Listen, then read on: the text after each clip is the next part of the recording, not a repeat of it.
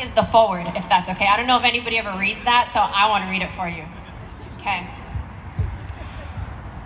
This book is a mix of fiction and nonfiction. Although U.S. history will have you believe that nothing was worth noting on this continent prior to European, Spanish, French, American, English invasion, there was a rich culture amongst native nations, people of high intelligence. They were doctors, healers, botanists, astronomers, astrologers, good cooks, artisans, hunters, gatherers, story keepers and tellers, artists, singers, dancers, grandmothers, grandfathers, parents, children, leaders, and so much more. Obviously, nothing's changed, right?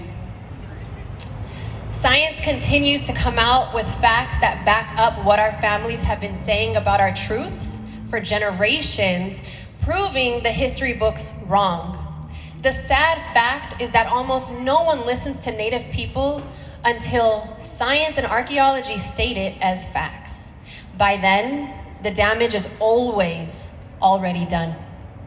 Although this is a mostly fictional book, I am sharing truths of some Native histories and even truths of some tragic modern events that take place with some of these characters. There is much more rich history in our cultures that I did not fit into this book. As a young woman growing up in the Los Angeles Unified School District, I have seen firsthand how our stories were being sugar-coated and fictionalized. From stories such as the California missions, all natives supposedly crossing the Bering Strait, to our mysterious disappearance in the 1800s. It is time for us to hold institutions and school districts such as LAUSD accountable for working with Indigenous voices of each nation that they are discussing and or should be discussing. Our children shouldn't have to feel ashamed, embarrassed, or invisible in their homelands. That is unacceptable. My hope in writing this book is that those who read it will have a better understanding that we still exist, and we are everyday people too. That our youth will be proud to be themselves and not hide their identities any longer.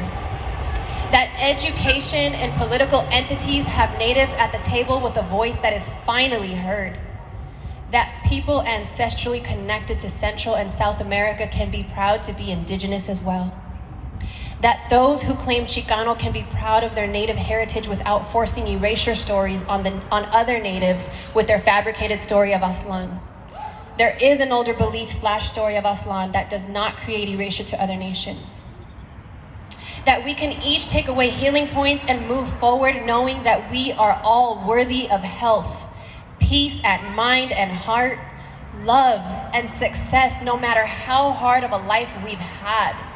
If possible, get some land back for those of us non-federally recognized nations, as well as federally recognized nations.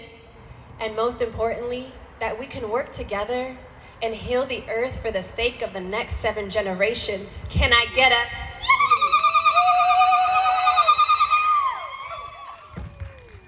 I wish Granada, thank you. And so I guess it seems fitting that I read a little piece of one of the characters.